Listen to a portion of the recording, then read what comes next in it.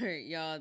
Enough of all that. Anyway, hi, welcome to my very first podcast. My name is Sasha. Thank you so much for joining. Thank you so much for checking in.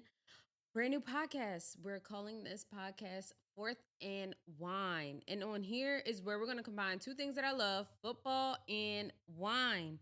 So we're going to talk everything Philadelphia Eagles, and I'm going to let you guys know about a few wines that I'm enjoying, trying out, drinking while I'm at home, relaxing. I will preface this. I'm not a sommelier. I'm not a wine expert connoisseur. I just enjoy wine. I just enjoy drinking different kinds of wines, trying different types of wines. So I figured, why not share here with you guys and give you a little bit of insight to some football. Okay, period. So let's get started. Just to give you a little background about me, if you do not know me, again, my name is Sasha. I was born and raised in South Philadelphia. Shout out to the P. And my love for the Eagles really started in fifth grade in 2001. I'm dating myself, y'all. But back when the Eagles went to the NFC Championship with Donovan McNabb, I had a fifth grade teacher. Her name was Miss Green. That's crazy, right? Her name legit was Miss Green. Her favorite color was green. Favorite football team, the Eagles. And she would always wear green, and she taught us the Eagles fight song.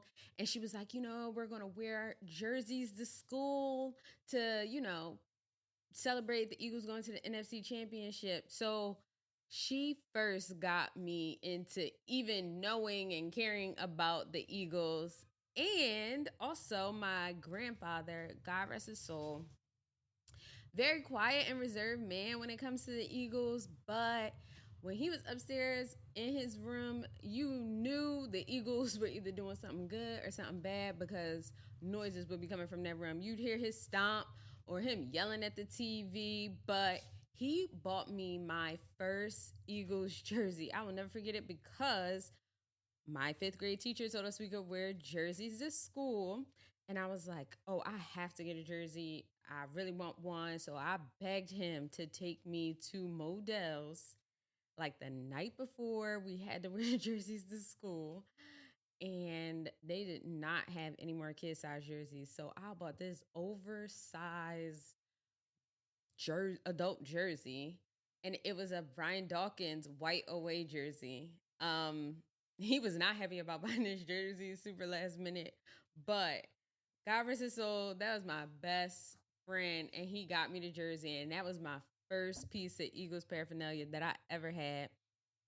But we would spend so much time together watching the games, and he really got me started into actually watching football in general. So that's a quick little thing about me. And that was a little bit about my background and why I like football just so much. Anyway, let's get into this wine. So it's called Cari Ponti, and it is made in Italy. Yep. So this wine is made in Italy, and it's called Cari Ponti Pinot Grigio. And Pinot Grigio is probably one of my favorite white wines. Pinot Grigio typically, a lot of white wines anyway, typically are like very citrus, very light, but Pinot Grigio specifically pairs really well with seafood, shrimps. Y'all heard that? Shrimps. Seafood, shrimp, light pasta, and then according to this, also chicken. So if you want to try this, I got it. It's very cheap because when you go to Total Wine, you could get the pick 6, and then you get 6 for a little discounted rate. I'm not a gatekeeper, so I'm gonna let y'all know, but don't blow up my spot anyway.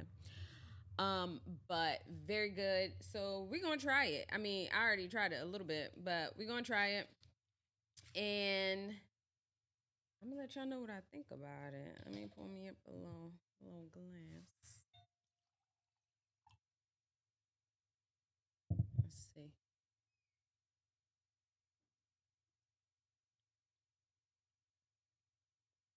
I mean, it's really good. And it's not super sweet like most Rieslings and Moscatos because I don't really like dessert wines like too much. Um, but of course it has like that little citrus like spark to it. Um, but for it to be like a under $10 bottle or a $10 bottle, whatever it was, it's good to me. If I had to rate this out of 5 stars, I'd give it 3. Tastes good to me. So if you like yourself an affordable Pinot Grigio, I would definitely say get this Cari Ponti Provincia di Pavia. See, I don't speak Italian, but y'all wouldn't believe I took Italian for 4 years. And some of those 4 years, I took honors Italian. My Italian teacher would be so disappointed in me right now. She'd be like, "Oh, Anastasia," because that was my Italian name. She'd be like, "Oh, Anastasia, non bene, no bene." All I remember from Italian is how to say not good and mangia, that I need to eat, because I be hungry. But anyway, let's get into a little bit of sports. Y'all ready to talk Eagles? I knew that's what y'all was here for anyway, so let's do it. Let's do it. Let's do it. Eagles training camp starts this week. It is Monday and it starts Wednesday of this week. I think everyone reports to camp tomorrow. So I'm really excited for us to get this season going. But right now, as many teams, our team is loaded. It's a ton of players, and everybody's not going to make the team when season time comes. So I wanted to chat with y'all today and just talk about some of the heaviest rooms right now on the team and who I think is going to make the team. So I'm going to start with just 2 rooms for now, and we're going to talk about that. So our wideouts and DBs, our wide receivers, and our defensive backs, those are like the 2 heaviest rooms on the team right now. And I'm curious to see who's going to make the team. So right now, we obviously have AJ Brown, Devontae Smith. We have Paris Campbell, Britton Covey, Shaquan Davis, Jacob Harris, John Ross, Anais Smith, Austin Watkins Jr., Johnny Wilson, and Joseph Nada. I probably butchered his last name, but that's who we have on the team right now. All of these guys aren't going to make the team. Some of them going to end up on a practice squad. Guys move in, they move out. That's just the nature of the beast. But who do I think is going to make the team? So overall, like last season, we had, I think, 6 wide receivers on the team. And now that Quez is out, he was a free agent at the end of last season. And he just signed with the Steelers. And also Zacchaeus, he was a free agent last year as well. And he's gone. He went to the Commanders, our division rival. Julio Jones, who was on the team last year, he is no longer here. I believe he was just here on a 1 year. So Julio, everyone knew he wasn't coming back. They got those plug and play guys that they added to the roster last year. But who's making it? Obviously, AJ Brown and Devontae Smith. Simple, easy does it. We know they're going to make the team. Both of them over the last 2 seasons have had over 1,000 yards. Both just signed some pretty nice extensions. So shout out to Howie and shout out to the agents for getting those guys paid, like getting those guys their money. So AJ just signed a 3-year, $96 million deal with $84 million guaranteed, and I believe he is still the second highest paid wide receiver in the league. And Devontae Smith also just signed a 3-year deal for $75 million. So shout out to Clutch Sports, and he still is a top 10 paid wide receiver. So the Eagles are really valuing offense right now. They are paying these guys, making sure they keep them happy, because the Eagles are in like what I would call that winning window where you gotta capitalize on the moment or it will never come back again for years to come. I mean, maybe, but like you could get into a rut and really mess up a team, and if you don't capitalize on the moment. And it is a hot moment for us right now, regardless of how you felt of how last season ended. But moving on. So who else is gonna make the team? Let's see. Who else is gonna make the team? I definitely think Britton Covey is gonna make it because they like him, and he's a punt returner. So now that we don't have Boston Scott, we need some guys on special teams to kind of fill in that gap. He was the punt returner last season, and I believe the year before that as well. So I definitely think he's going to make the team as a special teams player, and that's how they're going to use him. Next, I'll say Paris Campbell. Paris Campbell, he came from the Colts, so he already knows Coach Sirianni. He's been known, so I didn't know too much about him until recently. He's been known to have injuries at least over the last 3 seasons, but I could see him fighting for a spot because what I've been reading and listening to a lot is that he's really been making a statement at camp. He's a vet. He got 6 years worth of experience, so he's been around a time or two, and he could be a good locker room guy. And if he was making a statement at minicamp, I'm excited to see him at the open practice next week. And then if they give him any reps, and if he plays any snaps during preseason, excited to see what he could do there. So far, that's 4. That's 4 guys. So let's see. Who else is probably going to make the team? Probably Ainias, probably, just on the strength, like, they just drafted him. Doesn't mean he has to make the team, but I'm confident Ainias will probably make the team, the rookie.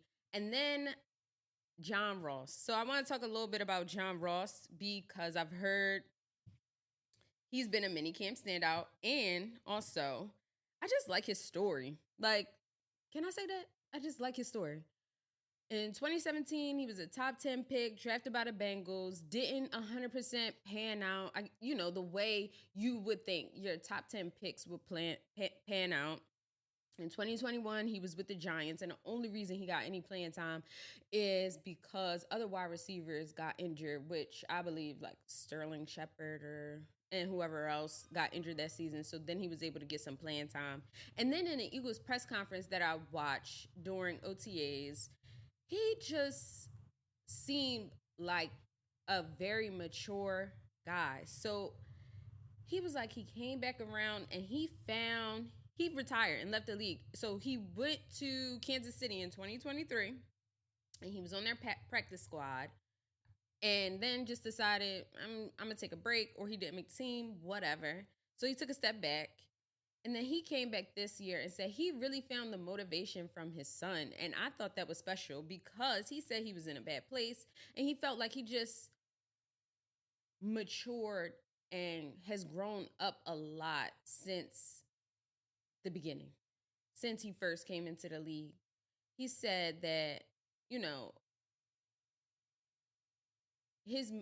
said that he feels good, he feels faster. He had one of the top combine 40-yard times until this year when Xavier Worthy beat it. So if you watch Hard Knocks, you'll see that as well. But his time was just beat. But he was like, I don't care. More power to, the new guys coming in. But he found the motivation from his son to come back into the league. He felt like he was just more mature and he was ready. And he said that his son chose here and also Baltimore as 2 of the places he thought he should go and play.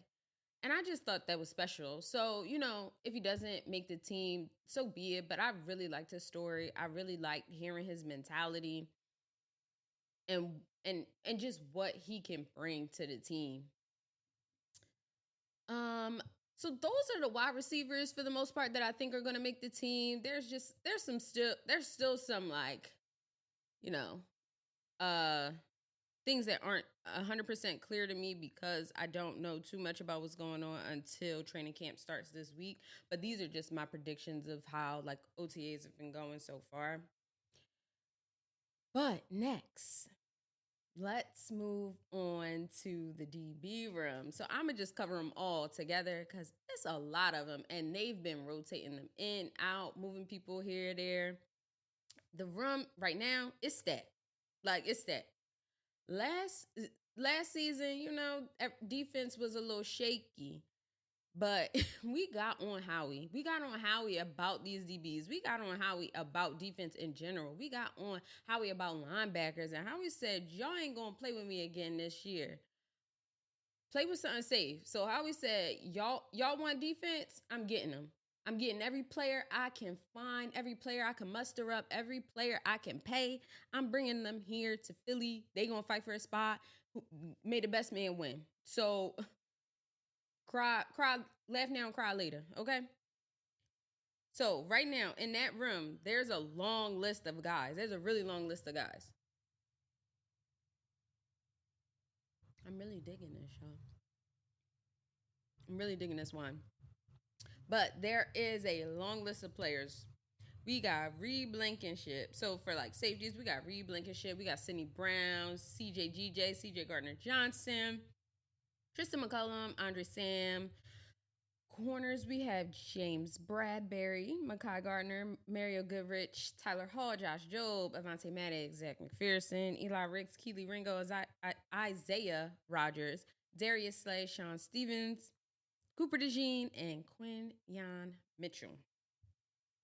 A few of those names y'all know. Like, it's a lot of dudes on this team, and some of them, it's like, who are you? But for the most part, I know this list. A lot of these guys were here last year, you know, except for like the rookies that we just drafted. And Isaiah Rogers, who was on the team, but, you know, wasn't here last year. So let's talk about who really going to make the team, because we already know that people have been talking about this position all off season, okay? So let me tell you a little bit. If you don't know what a cornerback is, you don't know what a safety is, I can give you like a generic idea of what they do, who they are, like in the most simplest terms. So let's start with cornerbacks. Cornerbacks line up on the opposite side of your wide receivers. Those were the first guys that I mentioned. Wide receivers, they do your explosive plays. They catch and receive the ball from the quarterback. You know, they're normally your flashy guys. They're your guys that make plays. Those are the wide receivers, and cornerbacks line up against them.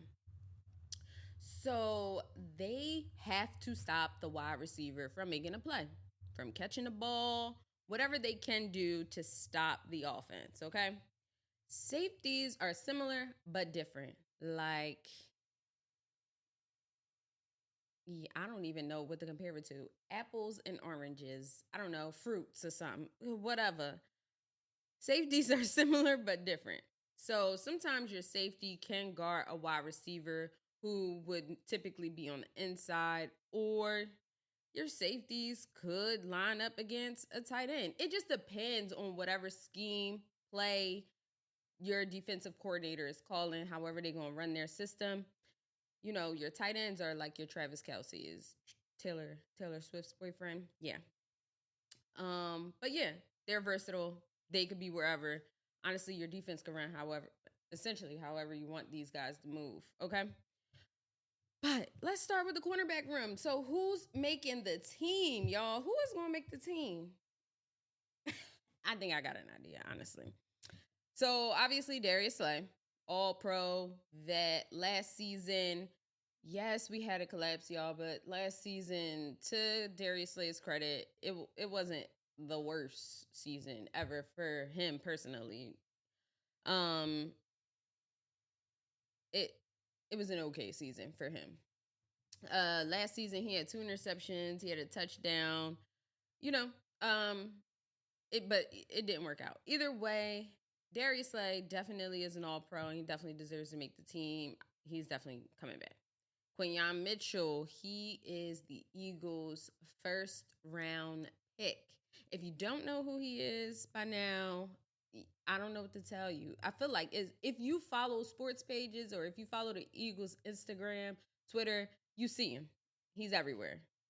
He's definitely going to make the team. First round pick from Toledo, 3 years in college he's played. So I feel like he has that experience. So, you know, he's not super, super young straight out of college.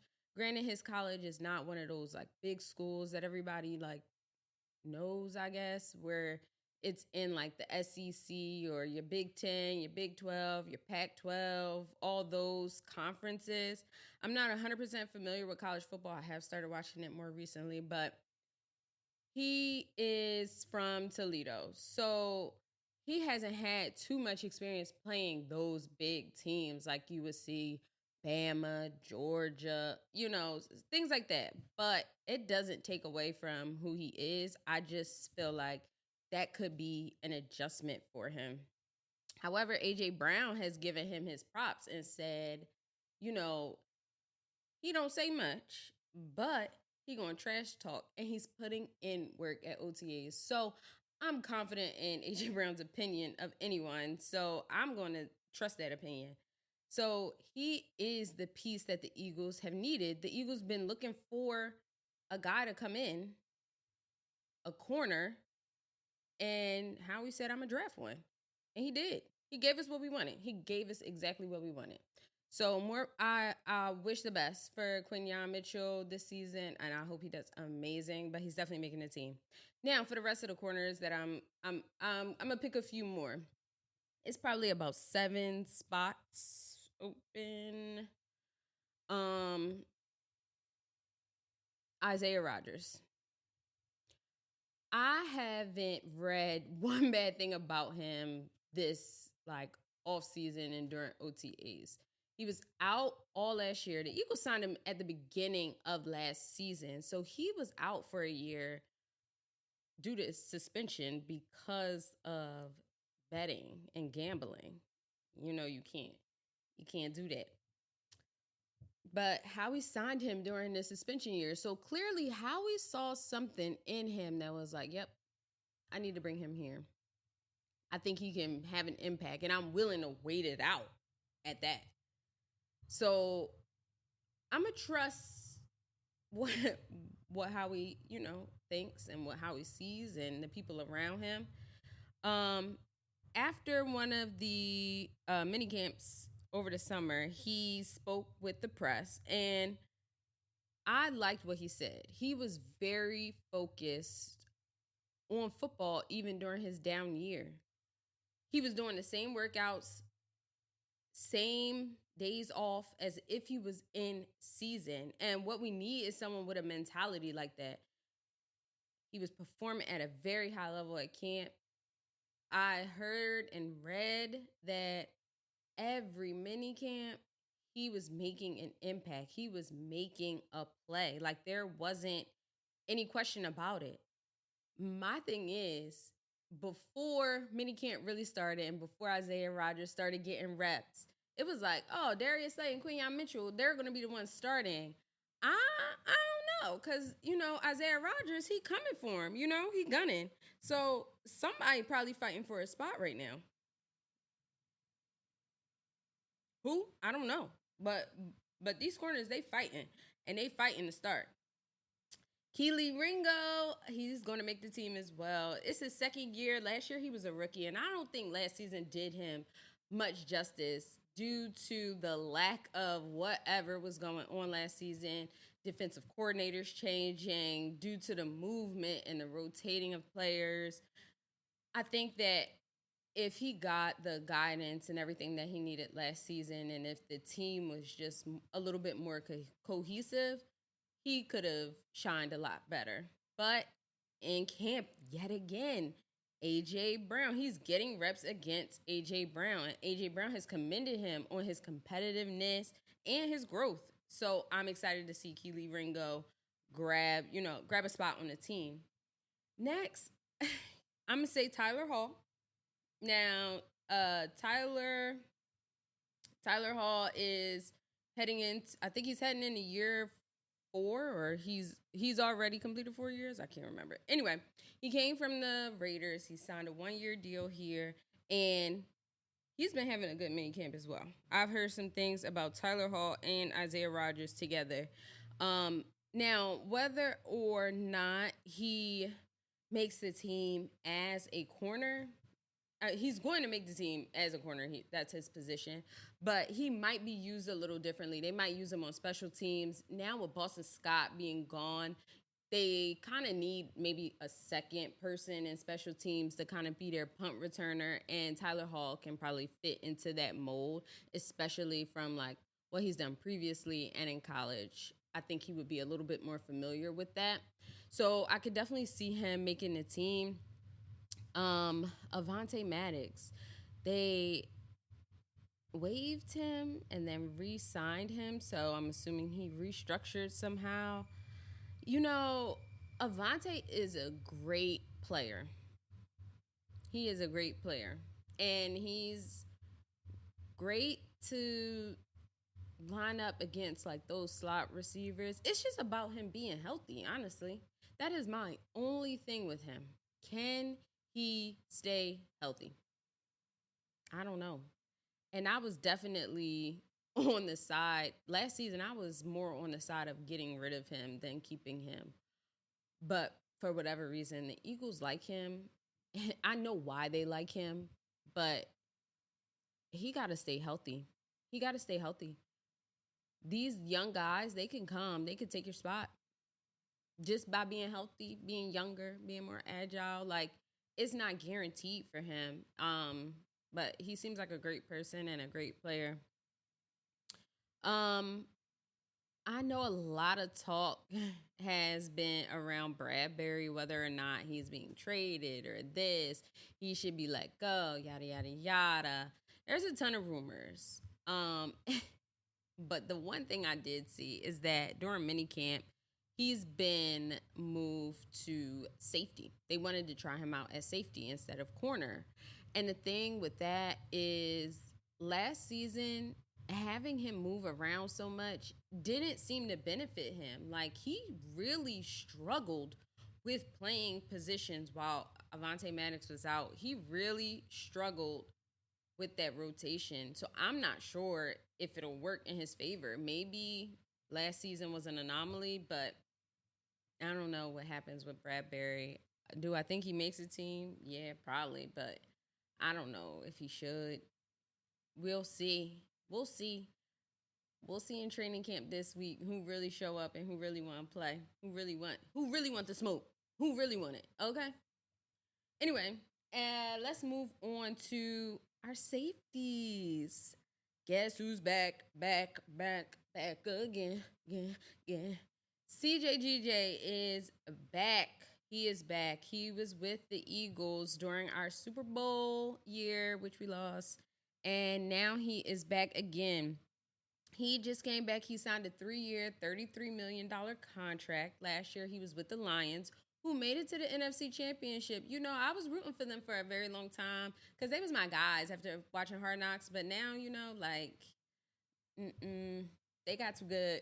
They gotta go. They gotta go. Okay, they gotta go. Too much competition. But anyway, he was injured part of his year here in Philly, and I believe he was injured also last year. But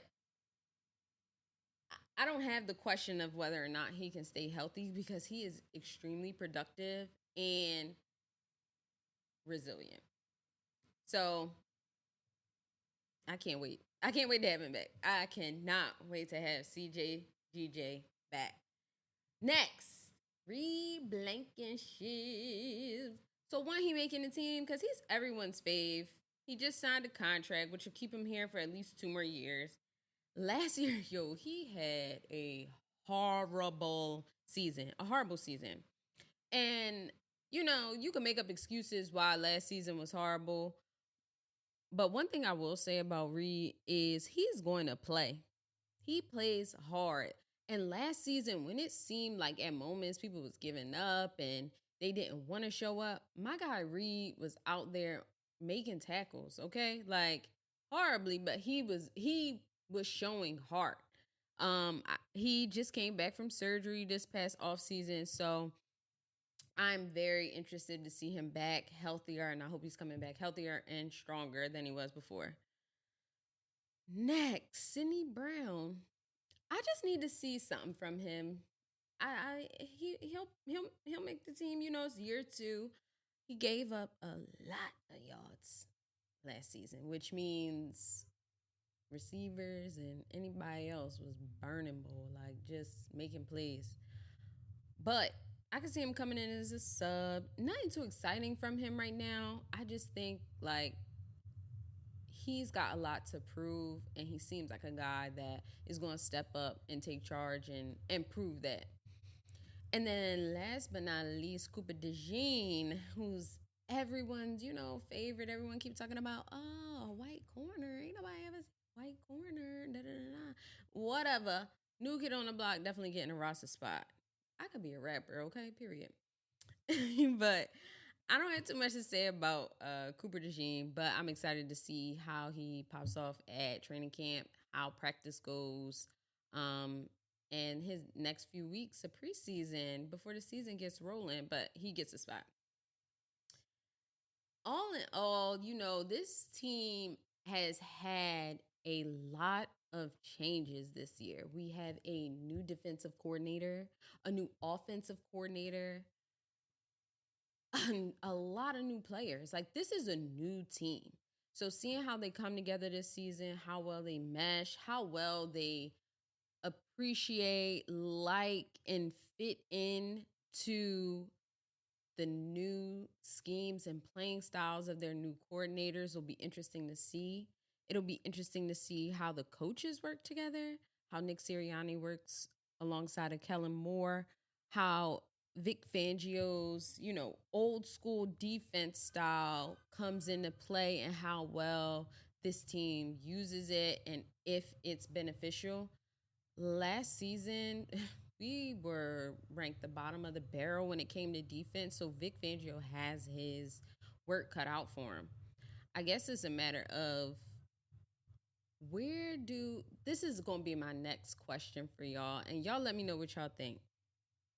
Where is a good ranking for the Eagles to be this season after last when it comes to defense? Last season, defensively, we were ranked, like 30th in the league? If we improved to what? What would our ranking need to be for us to make it back to the playoffs? What would our ranking need to be for us to get back to a Super Bowl? I don't know. I feel like the league is more offense nowadays than anything. Like, defense, yeah, you do need a good defense, but I feel like offense is really where things are headed. And I think that's how things are going to go in the future of the NFL, for sure. I definitely see it that way. But guys, I want to say thank you for listening. Thank you for coming, checking out my first podcast. I'm so excited to kind of have this platform to just talk to y'all about what I think, because sometimes I get tired of listening to Philly sports radio and people just yelling and shouting about players and what they do and don't do. Like, come on. I don't hear nobody yelling and shouting about the Phillies. That's all I'm gonna say. The Phillies get my hopes up every single year. Every single year. And we just let it slide. Honestly, we just let it slide. But I ain't gonna say too much. I'm excited for the season. I'm gonna be at the open practice. It's probably gonna be lit. Last season was crazy. So many people were there last season at the open practice. But I'm gonna be at open practice. I'm gonna be watching preseason games. I'm gonna be at a few games this season. So I can't wait for y'all to go on this journey with me. Continue to tune in. This was episode 1. We'll be dropping episodes frequently. They'll definitely pick up during the season. So make sure you tune in. I can't wait. I can't wait to hear what you guys think. But yeah, until next time. Peace.